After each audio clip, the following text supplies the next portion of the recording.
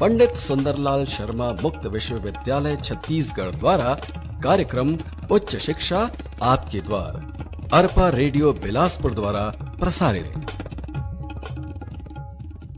Arpa radio पर प्रसारित पंडित सुंदरलाल शर्मा मुक्त विश्वविद्यालय के कार्यक्रम उच्च शिक्षा आपके द्वार के तहत सुनिए लाइब्रेरी साइंस विषय की विभागाध्यक्ष डॉक्टर प्रीति रानी मिश्रा का व्याख्यान।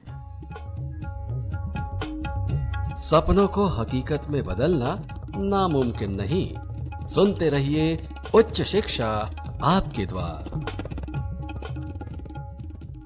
प्रिय विद्यार्थियों, आज हम प्रथम प्रश्न पत्र पुस्तकालय एवं समाज के 7वें अध्याय विशिष्ट पुस्तकालय एवं सूचना केंद्र पर चर्चा करेंगे।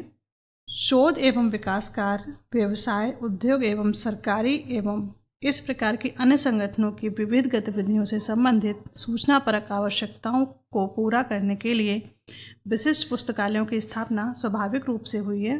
अपनी प्रकृति, विषय क्षेत्र, प्रलेख संग्रह तथा अपनी सेवाओं की विशिष्टता के कारण ये पुस्तकालय सार्वजनिक तथा शैक्षणिक पुस्तकालयों से भिन्न होते हैं। विशिष्ट पुस्तकालय 20वीं शताब्दी के आरंभ में ही अस्तित्व में आ गए थे, परंतु सूचना केंद्रों का प्रादुर्भाव 20वीं शताब्दी के 5वें दशक में हुआ। आज के सूचना केंद्र एक प्रमुख वर्ग के रूप में विकसित हो चुके हैं। विशिष्ट पुस्तकालयों तथा सूचना केंद्रों के कार्यात्मक अभिलक्षणों के बीच लक्ष्मण रेखा खींचना संभव नहीं है, क्योंकि दोनों के कार्य परस्पर व्यापी हैं, परंतु दोनों द्वारा प्रदान की जाने वाली सेवाओं में अत्यधिक विभिन्नता है। इस अध्याय में हम इन दोनों प्रमुख सूचना संस्थाओं अर्थात विशिष्ट पुस्तकालयों तथा सूचना केंद्रों के कार्यों, उत्पादों तथा सेवाओं का अध्ययन करेंगे। पहले चर्चा करते हैं विशिष्ट पुस्तकालय। विशिष्ट पुस्तकालय क्या है? किसी विशिष्ट पुस्तकालय का प्रमुख और संभवतः एकमात्र उद्देश्य है संगठनात्मक उद्देश्यों को पूरा करने में सक्षम बनाने के लिए अपने पैतृक संगठन को सूचना उपलब्ध कराना। विशिष्ट पुस्तकालयों की स्थापना विविध प्रकार के संगठनों में की जाती है तथा इनमें से अधिकतर संगठन किसी बृहद संगठन की इकाई होते हैं। इन पुस्तकालयों का उद्देश्य शैक्षणिक तथा पारस्परिक पुस्तकालय सेवाएं प्रदान करना नहीं होता है, बल्कि ये ऐसी सूचना सेवाएं चलाते हैं जो इनके पैतृक संगठनों की सूचनात्मक आवश्यकताओं की संतुष्टि करती है।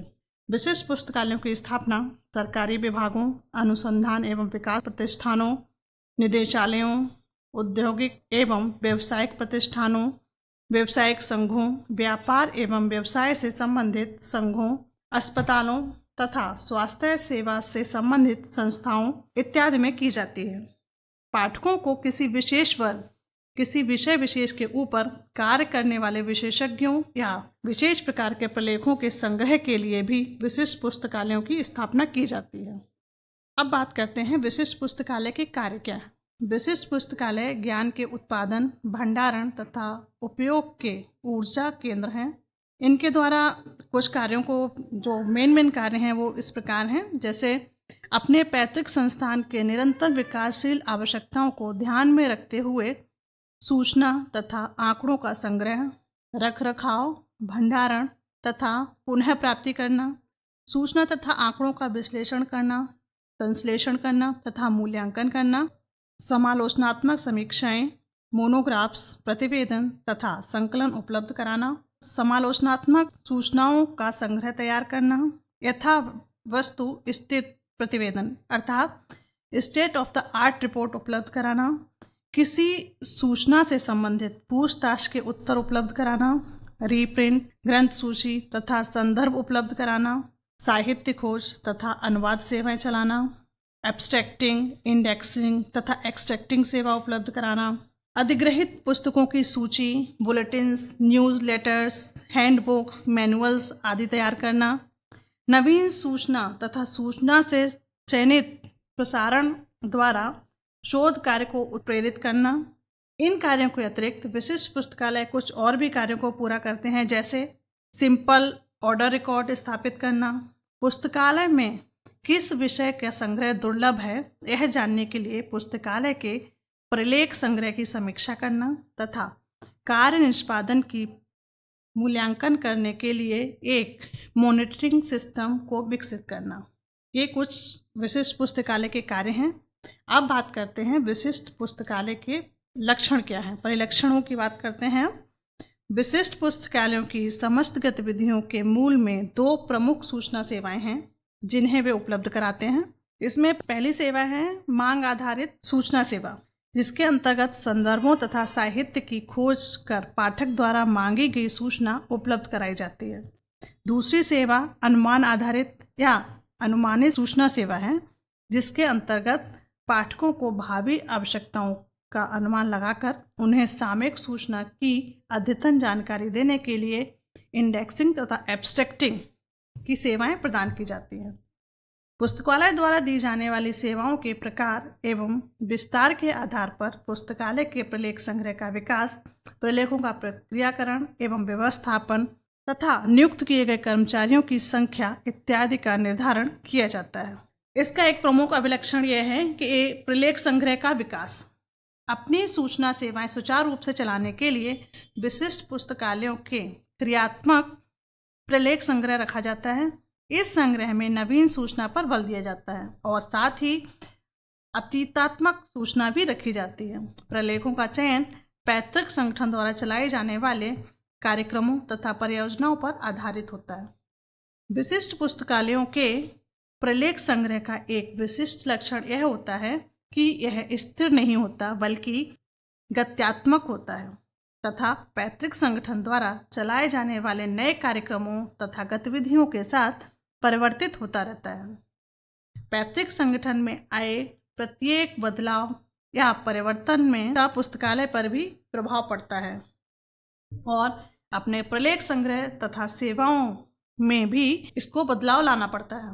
इसलिए पुस्तकालय कर्मचारियों को अपने पैतृक संगठन के काम योग संभावित नए क्षेत्रों तथा संगठन की बदलती हुई अभिरुचियों के प्रति निरंतर चौकस रहना चाहिए ताकि पुस्तकालय का प्रलेख संग्रह एवं सेवाएं संगठन की सूचना संबंधी परिवर्तित मांग को संतुष्ट कर सकें।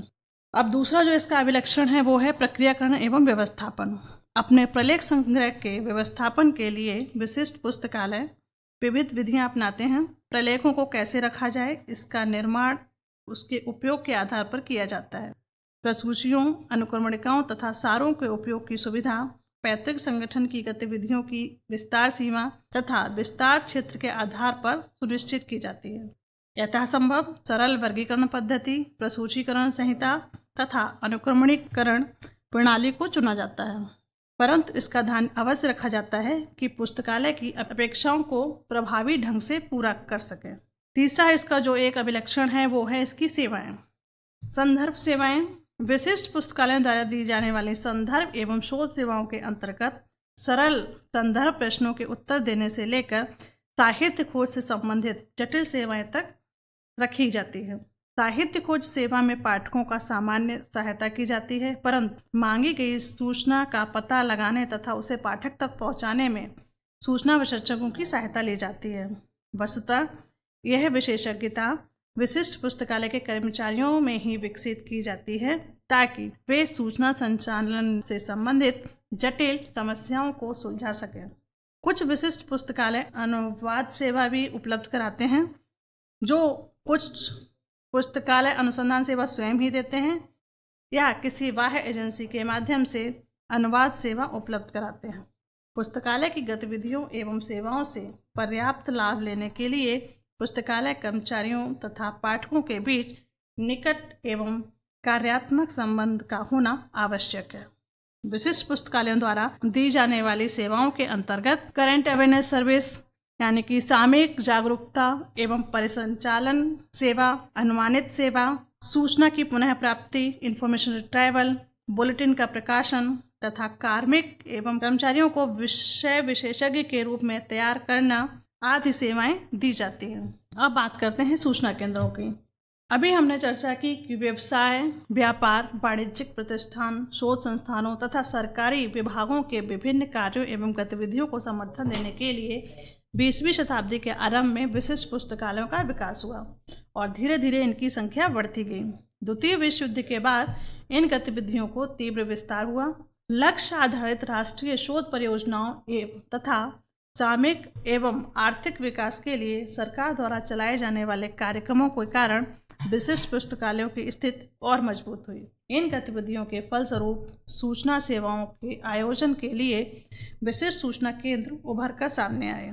एक बहुआयामी केंद्र के रूप में स्थापित ये केंद्र किसी संस्था या पैतृक संगठन से अनिवार्यता संबद्ध नहीं थे। विशिष्ट पुस्तकालयों से ये इस प्रकार से भिन्न है कि विशिष्ट पुस्तकालयों की सेवाएं अपने पैतृक संगठन के सदस्यों को उपलब्ध होती हैं, परंतु सूचना केंद्रों की सेवाएं इन सभी व्यक्तियों को उपलब्ध थीं जो संबंधित विषय के ऊपर शोध करते थे। इस तरह एक नए प्रकार के सूचना केंद्र का विकास आरंभ हुआ। आज विभिन्न विषयों से संबंधित क्षेत्रीय, राष्ट्रीय तथा अंतर्राष्ट्रीय स्तर के सूचना केंद्र स्थापित हो चुके हैं और कार्यरत हैं। 20वीं शताब्दी के 5वें एवं 6वें दशकों में ये प्रवृत्तियां सबसे पहले मुख्यतः औद्योगिक रूप में विकसित पाश्चात्य देशों में देखने में आईं। इसका प्रभाव विकासशील देशों पर भी पड़ा और वहाँ भी विशिष्ट सूचना केंद्रों का विकास हुआ। उदाहरण स्वरूप विज्ञान तथा प्रौद्योगिकी से संबंधित विषयों में शोध कार्य कर रहे लोगों को सूचना उपलब्ध कराने के लिए 1952 में भारत में एक राष्ट्रीय प्रलेखन केंद्र इंसडॉक की स्थापना की गई। इसके 1-2 दशक के अंदर ही हमारे देश में अनेक विशिष्टकृत सूचना केंद्रों की स्थापना हो गई, क्योंकि यह महसूस किया गया कि विज्ञान एवं प्रौद्योगिकी से संबंधित सारे क्षेत्र के लिए केवल एक सूचना केंद्र पर्याप्त नहीं है। सूचना केंद्र मुख्यतः 3 प्रकार के होते हैं: डेटा केंद्र अर्थात data centres, information analysis centres और इंफॉर्मेशन डिसमिनेशन सेंटर्स। सबसे पहले डेटा केंद्र की बात करते हैं। सबसे पहले डेटा का अर्थ क्या होता है? डेटा का अर्थ है परिमाणित सूचना या संख्या के रूप में प्रस्तुत सूचना। वैज्ञानिक प्रयोग के समय लेबोरेटरी में तथ्यों का अवलोकन कर या सामाजिक विज्ञान से संबंधित अध्ययन में सर्वेक्षण के द्वारा ऐसी सूचना प्राप्त की जाती है। ऐसी सूचना संख्यात्मक अथवा असंख्यात्मक भी हो सकती है तथा इच्छुक व्यक्तियों के उपयोग के लिए सारणी या सारांश विवरण के रूप में प्रस्तुत की जाती है। अब बात करते हैं डाटा केंद्र की। डाटा केंद्र एक ऐसा संगठन है जिसका संबंध परिमाणात्मक, संख्यात्मक तथा तथ्यात्मक आंकड़ों से होता है। इस केंद्र का कार्य है आंकड़ों का संग्रह करना, उसका भंडारण करना, व्यवस्थापन करना, विश्लेषण करना तथा उसकी मांग करने पर उसको संप्रेषण और मांगे जाने की संभावना होने पर इन आंकड़ों से संबंधित विभिन्न सेवाएं चलाना। इसके द्वारा चलाई जाने वाली सेवाओं का दायरा अत्यंत विस्तृत होता है। अब बात करते हैं सूचना विश्लेषण केंद्र अर्थात इंफॉर्मेशन एनालिसिस सेंटर्स। सूचना विश्लेषण केंद्रों द्वारा पाठकों को प्रमाणिक सूचना समय पर उपलब्ध कराई जाती है। इस सेवा में पाठकों को प्रलेख नहीं दिए जाते, बल्कि प्रलेख में निहित सूचना पाठक को उनके वांछित स्वरूप में उपलब्ध कराई जाती है। पाठकों के उपयोग की सूचना को विभिन्न स्रोतों से ढूंढकर निकालना तथा उन्हें वह सूचना इस रूप में देना कि वे अपने कार्य के लिए इस सूचना का प्रत्यक्ष उपयोग कर सकें। यह एक श्रेष्ठ पाठकोन्मुखी सेवा है। सूचना विश्लेषण केंद्र औपचारिक रूप से सुसंगठित एक संगठन है जिसकी स्थापना किसी स्पष्ट परिभाषित विशेषज्ञ क्षेत्र से संबंधित सूचनाओं के अधिग्रहण, भंडारण, पुनः प्राप्ति, मूल्यांकन, विश्लेषण तथा संश्लेषण के लिए किया जाता है। विशेषज्ञों की इस वर्ग के लिए प्रमाणिक सूचना का समय पर संकलन, व्यवस्थापन तथा प्रस्तुतिकरण इस केंद्र का प्रधान उद्देश्य होता है। अब बात करते हैं सूचना प्रसार केंद्र अर्थात इंफॉर्मेशन डिसमिनेशन सेंटर्स। पिछले कुछ दशकों में एक अन्य प्रकार के सूचना केंद्रों का विकास हुआ। इन केंद्रों का प्रमुख कार्य अपने सदस्यों के बीच विषयोन्मुखी सूचना का प्रसार करना है। ये केंद्र कंप्यूटर डेटाबेस से वाणिज्यिक रूप से उपलब्ध सूचनाएं ढूंढकर अपने पाठकों को current awareness service, information dissemination, ये केंद्र कंप्यूटर डेटाबेसों से वाणिज्यिक रूप से उपलब्ध सूचनाएं ढूंढकर अपने पाठकों को सामयिक जागरूकता सेवा, सूचना का चयनित प्रसारण सेवा तथा कालातीत साहित्य खोज सेवा उपलब्ध कराते हैं। ऐसे केंद्र या तो डाटाबेस बनाने वाले किसी संस्था या संगठन की एक इकाई के रूप में कार्य करते हैं, या डाटाबेस के उत्पादकों तथा विक्रेताओं से संपर्क रखने वाले स्वतंत्र संगठन होते हैं। सूचना प्रसार केंद्र इस अर्थ में अन्य सूचना केंद्रों से भिन्न है कि इनकी सेवाएं केवल किसी विशेष संस्था से संबंधित विशेषज्ञ पाठक वर्ग के लिए नहीं होती हैं। कंप्यूटर डाटाबेस से ढूंढकर ये अपनी सेवाएं किसी भी विशेषज्ञ को उपलब्ध कराते हैं। इन संस्थाओं को सूचना एजेंसी या सूचना सलाहकार एजेंसी भी कहते हैं। इन प्रवृत्तियों के फलस्वरूप इंफॉर्मेशन इंडस्ट्री विकसित हो रहा है और ऐसे केंद्र अनेक देशों में कार्य कर रहे हैं तथा प्रलेख आपूर्ति जैसी सरल सेवाओं को लेकर सूचना विश्लेषण और समेकन जैसी जटिल सेवाएं भी देते हैं। ये केंद्र अपनी सेवाओं के लिए निर्धारित राशि लेते हैं। आज हमने विशिष्ट पुस्तकालयों, उनका उद्भव, विकास तथा उनके द्वारा किए जाने वाले कार्य, सूचना केंद्रों द्वारा दी जाने वाले विभिन्न प्रकार की सेवाओं पर चर्चा किया। नमस्कार। ऊर्जा, उष्मा और अस्मिता युत अभिनवलता लाए, लक्ष्य यही हो भारत भू को फिर से स्वर्ग बनाए, फिर से स्वर्ग बनाए।